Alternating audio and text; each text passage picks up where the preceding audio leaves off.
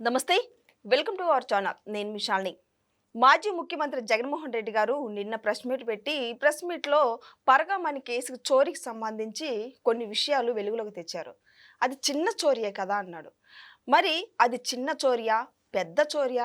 అది పక్కన పెడితే తిరుమల తిరుపతి దేవస్థానంలో జరిగింది. అది ఎంత చిన్నదైనా సరే పెద్ద తప్పే. ఎందుకంటే వేల కోట్ల మంది ఎంతోమంది దర్శనం చేసుకుంటూ ఉంటారు. వాళ్ళ మనోభావాలు ఏ విధంగా దెబ్బతిన్నాయో అందరికీ తెలిసిందే. అయితే జగన్మోహన్ రెడ్డి మాట్లాడిన విషయాల్లో ఏ విధంగా అది అర్థం ఉందసలు? దీనికి టీడీపీ పాలక మండలి భానుప్రకాష్ రెడ్డి గారైతే స్ట్రాంగ్‌గా కౌంటర్ ఇచ్చారు.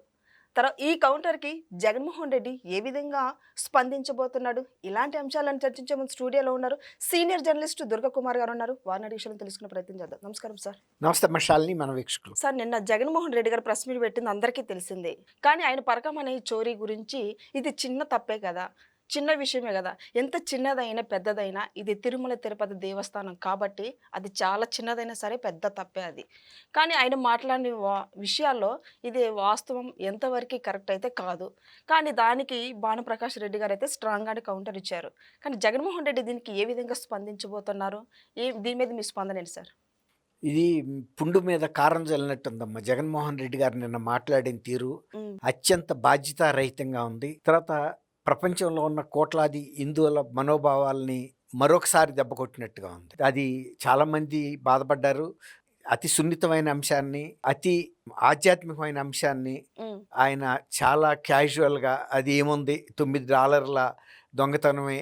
ఆ $9 దొంగతనం చేసిన వ్యక్తి 14,00,00,000 ఆస్తిని పశ్చాత్తాపం కింద దేవస్థానానికి రాసిచ్చాడని ఆయన చెప్పిన తీరు, ఆయనకి ఆ సంఘటన మీద పూర్తి అవగాహన లేదని కూడా తెలుస్తుంది.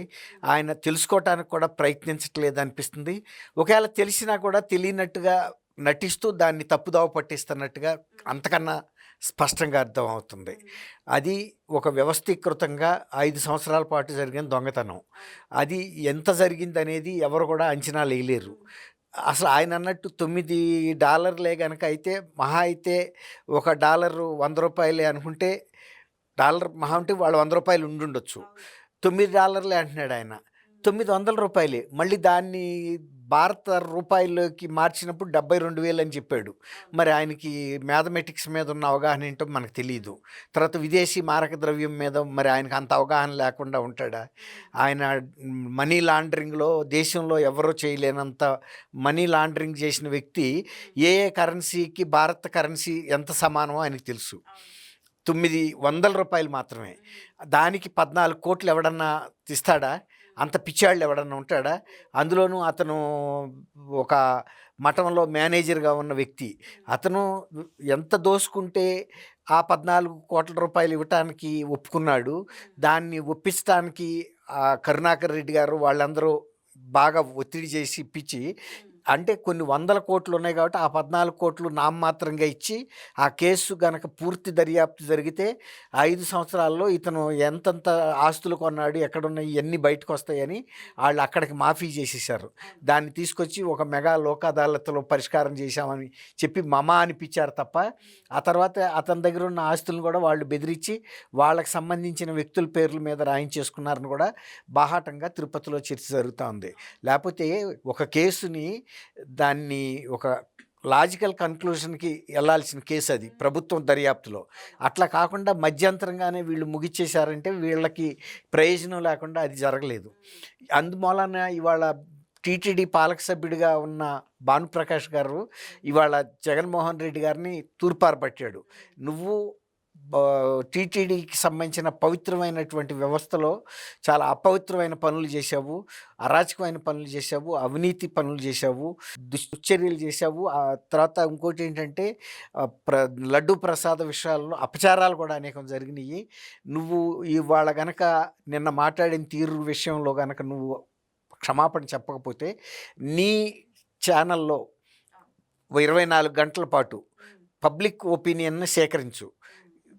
హిందువులు కోట్లాదిగా ప్రపంచవ్యాప్తంగా ఉన్నాళ్ళు ఎలా స్పందిస్తారో చూడు. నువ్వు ఇతరుల ఛానల్ని అయితే నమ్మవు కదా, నీ ఛానల్లోనే ఓపెన్గా డిస్కషన్ పెట్టు. ఓటింగ్ పబ్లిక్ ఒపీనియన్ పెడితే కనుక 24 గంటలు, ఇవాళ 1 గంటకు మొదలు పెట్టించమన్నాడు, రేపు 1 గంటకు క్లోజ్ చేయమన్నాడు. లేదు ఇవాళ 3 గంటలకు మొదలు పెడితే 3 గంటలకు క్లోజ్ చేయి. 24 గంటల్లో నీకు ఫర్గా ఎంత వస్తాయి, నువ్వు మాట్లాడిన మాటలకి వ్యతిరేకంగా ఎంతమంది ఓటేస్తారో చూడు. అప్పుడు తెలుస్తుంది అసలు నీకు తిరుపతి దేవస్థాన పవిత్రత గురించి కానీ వెంకటేశ్వర స్వామి చరిత్ర గురించి కానీ తెలియదు. కేవలం నువ్వు ముఖ్యమంత్రిగా ఉండటం వలన ఆ పట్టు వస్త్రాలు తీసుకెళ్ళటం, బ్రహ్మోత్సవాల సమయంలో తీసుకెళ్ళటానికి వెళ్తున్నావు తప్ప నీకు శ్రీవారి మీద గౌరవం కానీ, భక్తి కానీ, ఆరాధనా భావం కానీ లేవు. ఒక యాంత్రికంగా నువ్వు వెళ్ళావు అంతేను. అందువల్లే నువ్వు చేసిన ఈ పనుల మూలాన కూడా నీ ఓటమికి భగవంతుడు పాత్ర కూడా ఉంది నీ ఓటమిలోను. ఎందుకంటే శ్రీవారి క్షేత్రంలో అపచారం జరిగితే ఆయన ఖచ్చితంగా అటువంటి వ్యక్తులకి సరైన శిక్ష వేస్తాడు. ఇప్పటికైనా సరే మేము ఈ అంశాన్ని వదిలిపెట్టేది లేదు. జరిగిన పరకామణిలో జరిగిన డబ్బు మళ్ళీ పరకామణికి చేరే వరకు కూడా ప్రపంచంలో ఉన్న హిందూ భక్తులందరూ కూడా పోరాడుతూనే ఉంటారు, నీ మీద వ్యతిరేకత వ్యక్తం చేస్తూనే ఉంటారు. ఎందుకంటే ఆయన వడ్డీ కాసులు వాడు అనే పేరు ఉంది వెంకటేశ్వర స్వామికి, మరో పేరు. కాబట్టి ఆయన డబ్బునే మీరు ద్రోహం చేశారంటే ఆయన కూడా వదలడు.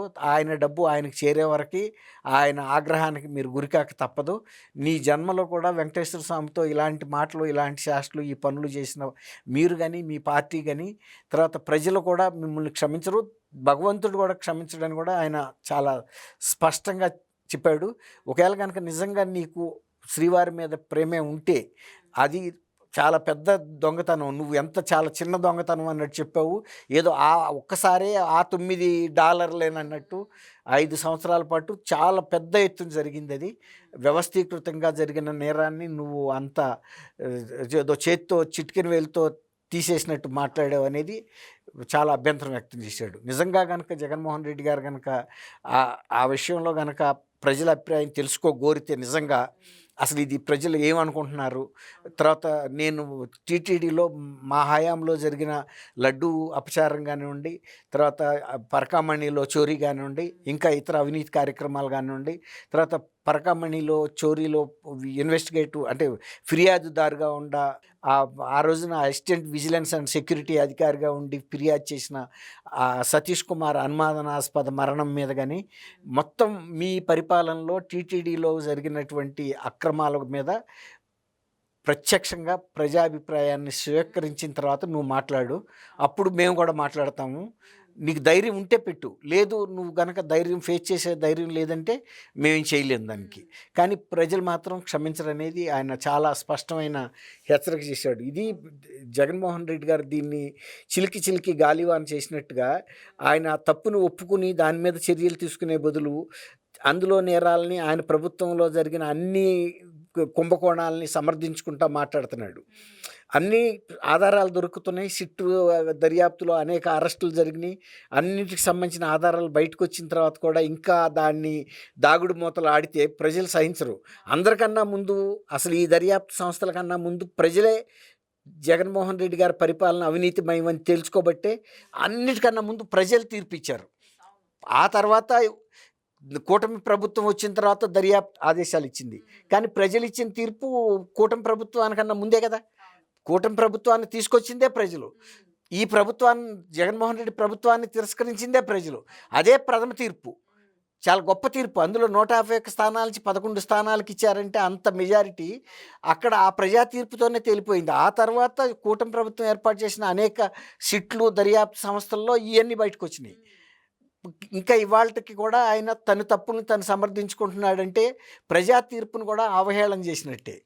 కనీసం ఇప్పటికైనా సరే ప్రజల ముందు బేషరతుగా క్షమాపణ చెప్పాలి. అలాగే తిరుపతి దేవస్థానంలో జరిగిన పూర్తి కుంభకోణం ఎంతైతే డబ్బులు ఆ పరకామణి నుంచి వెళ్ళినాయో ఆ పూర్తి డబ్బుల్ని బినామీ పేర్ల మీద రాయించుకున్న వాటిని కూడా తిప్పి మొత్తం పరకామణికి చేరేటట్టు చేయటమే మా లక్ష్యం. మేము అప్పుడు దాకా పోరాడతాం అనేది భాను ప్రకాష్ రెడ్డి చెప్తుంది కూడా. చాలామంది హిందువుల మనోభావాలు కూడా అదే ఉన్నాయి. ఇప్పుడు ఎందుకంటే మేము భక్తితో సమర్పించిన వాటిని వీళ్ళు దొంగతనం చేయటం, దొంగలు ఊళ్ళు పంచుకున్నట్టుగా పరకామణిలో డబ్బుల్ని వీళ్ళు పంచుకుని లోక్ అదాలత్కి తీసుకెళ్ళి ఏదో రాజీ చేసినట్టుగాను 14 కోట్ల $9 అంటే $900 దొంగ 14 కోట్లు ఎక్కడి నుంచి తెచ్చిస్తాడు?